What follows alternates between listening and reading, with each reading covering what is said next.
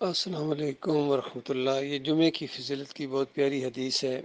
اس کے لیے ہمارے مومن بھائیوں کو جمعے کا انتظار رہتا ہے،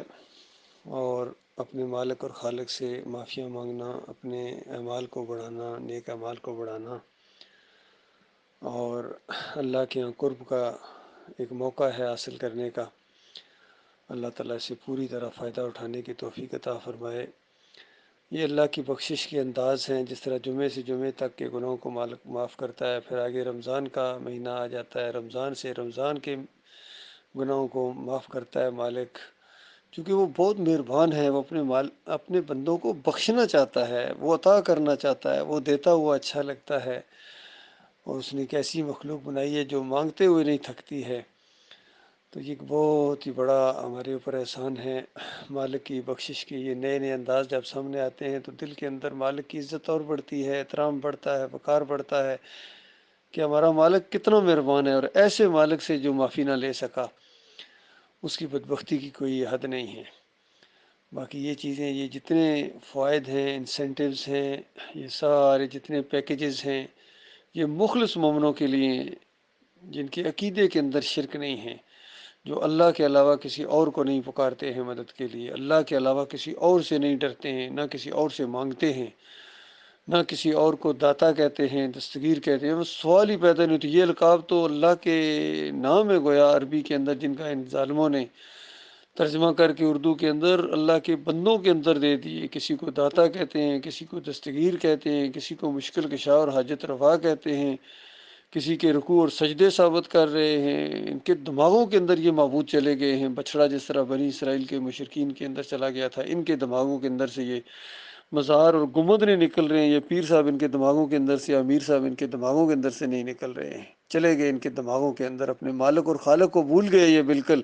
جس نے پیدا کیا تھا اور مرنے کے بعد اس کے پاس جانا ہے، جو زندگی اور موت کا خالق ہے، جس نے ہمارے لیے روزی کا انتظام کیا ہے، جس کے سارے احسانات ہیں، اس کو بھول گئے۔ احسان فراموشی کا رویہ اختیار کیا انسانوں کی ایک عظیم اکثریت نے ہر دور کے اندر، اور آج تو یہ نافرمانی اور ناشکری اپنی انتہاؤں کے اوپر پہنچی ہوئی ہے۔ ایسے ماحول کے اندر اللہ کے بندو،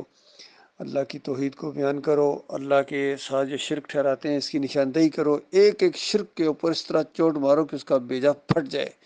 اور جنہوں نے شرک کو آگے بڑھایا ہے، چاہے یہ بڑے سے بڑے علماء ہوں، بڑے سے بڑے پیر ہوں، پیرانے پیر ہوں، جو بھی ہوں، جس لیول سے بھی یہ جو کفر و شرک کی دعوت اٹھی ہے یا اس کی دعوت دی گئی ہے، اس کے اوپر چوٹ مارو، اور ذرہ برابر کسی کی پرواہ نہ کرو۔ کسی پر چوٹ لگے، کوئی ناراض ہو، یہ کلیہ ہاتھ میں آ گیا ہے، اور اللہ سے یہ امید رکھو کہ مالک کل قیامت کے دن ساری انسانیت کے سامنے کہہ دے کہ یہ بندہ دو عالم سے خفا میرے لیے تھا۔ الحب للہ والبغض للہ، اس کے اندر آپ زندگی بسر کریں گے تو اللہ جانتا ہے اس طرح زندگی بسر کرنے کا بھی موقع آئے گا، اور دنیا کے خوش قسمت ترین انسان آپ ہوں گے، اور ساری ٹینشن اور ڈپریشن سوال ہی نہیں پیدا ہوتا مومن کے قریب آئیں، کیونکہ اس کا مالک اتنا مہربان ہے۔ تو لہٰذا ہم اعلان کرتے ہیں ہمارا ان فرقوں سے کوئی تعلق نہیں ہے، وہ بریلوی ہوں، دیوبندی ہوں، اہل حدیث ہوں، سلفی ہوں، آج کے حنفی ہوں، حنیفی ہوں، جو بھی ہیں، صوفی ہوں، اور یہ جمہوریت کے مشرکانہ نظام، سب سے ہم بیزار ہیں بالکل۔ ذرہ برابر ہمارا ان کے ساتھ کوئی تعلق نہیں ہے، بلکہ ہماری کوشش تو یہ ہے کہ دین اسلام کی تبلیغ ہو، اصلی دین کی، اور یہ سارے کفر شرک کا جنازہ اٹھے، اور بے دینی کو اللہ تعالیٰ دور کرے، اور ساری جتنی چیزیں پوجی جاتی ہیں زمین کے اوپر، ان کا بالکل کلا کما کر دیا جائے، ان کا نام و نشان مٹا دیا جائے۔ ان شرک کے جتنے یہ رکھوالے ہیں، یہ چاہے یہ مورتیوں کے پجاری ہوں، یا گنبد کے پجاری ہوں، مزار کے پجاری ہوں، پیروں کے پجاری ہوں، اپنے اکابرین کے پجاری ہوں، رسم و رواج کے پجاری ہوں، ان سب کو بالکل اللہ تعالیٰ کے دین کے تابع لایا جائے، اس کفر شرک کا جنازہ اٹھا دیا جائے۔ جس طرح ابراہیم علیہ السلام نے بتوں کو توڑا تھا، بالکل اسی طریقے سے ان مزاروں اور مندروں کو توڑا جائے گا۔ جس طرح نبی صلی اللہ علیہ وآلہ وسلم نے بیت اللہ کے اندر اور آگے پیچھے جتنے گرد و نواح میں مورتیاں رکھی ہوئی تھیں، انبیاء کی مورتیاں انہوں نے رکھی ظالموں نے، اور سب کو نبی علیہ السلام نے تلوا دیا۔ اسی طریقے سے انشاءاللہ پھر یہ دور آئے گا، اور یہ سارے گنبد یہ زمین دوز کر دیے جائیں گے، بلڈوز کر دیے جائیں گے۔ کوئی کسی جگہ چڑھاوے چڑھانے والا نہیں ہوگا، اور سر میلے کرنے والا نہیں ہوگا، تعویذ گنڈے والا نہیں ہوگا، کوئی ووٹوں کا یہ سسٹم نہیں ہوگا، یہ مشرکانہ جمہوریت کا نظام، اس کا کلا کما کر دیا جائے گا جب اللہ کے بندے آئیں گے اپنے خالص ایمان کے ساتھ۔ اور طریقہ پورا موجود ہے، پوری ایک تاریخ ہے ہماری شاندار کہ نبی علیہ السلام الیکشن لڑ کے آئے تھے، الیکشن لڑا تھا مکہ کے اندر انہوں نے، جو کہتے ہیں جمہوریت میں ہماری بقا ہے، جمہوریت میں تمہاری ذلت اور خواری ہے، ہر جگہ جو تم ذلیل و خوار ہو رہے ہو تمہارے عقیدے میں شرک کی وجہ سے ہے۔ جب تک ایمان خالص نہیں کرو گے، کسی کے اوپر اللہ کی طرف سے نہ صلاۃ ہے، نہ صوم ہے، نہ عمرہ ہے، نہ حج ہے، کوئی بھی نہیں ہے، کرتے رہو اپنی طرف سے، اللہ تعالیٰ تمہارے منہ کے اوپر دے مارے گا تمہاری ساری عبادات کو، سارے تمہارے اخلاق کو، اور سارے تمہارے جتنے کوئی رفائی کام بھی اگر کسی نے کیے ہیں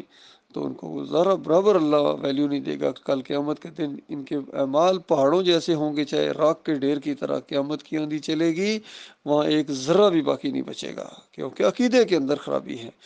نبی علیہ السلام کو اللہ کی ذات کے ساتھ شریک ٹھہراتے ہیں، مسجدوں تک کے اندر ایک طرف یا اللہ اور اس کے بالکل مقابلے میں یا رسول اللہ لکھا ہوتا ہے، اور جے نماز کے اوپر ایک طرف بیت اللہ جو اللہ کی بندگی کی ایک علامت ہے، اس کے گرد چکر لگانا، طواف کرنا، یہ خالص اللہ کی بندگی ہے۔ اس کا مقابلہ کرنے کے لیے انہوں نے گنبد کو بنایا ہے، ہرا گنبد بنایا ہے، اور جے نماز کے اوپر لگاتے ہیں ہر جگہ جس کی بندگی ہو رہی ہے۔ قبر کی بندگی تو ہو ہی رہی ہے، گنبد کی بھی بندگی ہو رہی ہے ہر جگہ۔ اور اس کو قرآن مجید کے اوپر میں نے دیکھا ہے، دائیں طرف بیت اللہ اور بائیں طرف وہ ہرا گنبد، یہ اصل میں ان کے دماغوں کے اندر گنبد چلا گیا، اور اس کو شرک کہنے کے لیے تیار نہیں ہے، اندازہ لگائیے، یہ ہیں، یہ ان کا دین ہے، یہ ان کا ایمان ہے، یہ ان کی توحید ہے، ان کو ہوا بھی نہیں لگی ہے توحید کی، ایمان کی، عقیدے کی۔ اللہ تعالیٰ غور و فکر کرنے کی توفیق عطا فرمائے۔ مالک نے جو ایمان کی یہ شمع روشن کی ہے، اللہ تعالیٰ اس کو پایا تکمیل تک پہنچائے، اور مالک وہ منظر ہمیں دکھا کے ہماری آنکھوں کو ٹھنڈا کرے، مالک اس پر قادر ہے۔ اور اگر ہم نہ بھی دیکھیں تو ہماری نسلیں دیکھیں گی انشاءاللہ اسی ایمان اور عقیدے کے اوپر اٹھنے والی یہ دعوت، یہ آگے جا کے غلبہ پکڑے گی اور ان کے جہاں بدل جائے گا انشاءاللہ اس دعوت سے۔ اور جو کسی نے کہا کہ یہ چمن معمور ہوگا دعوت توحید سے، انشاءاللہ عملی طور پر۔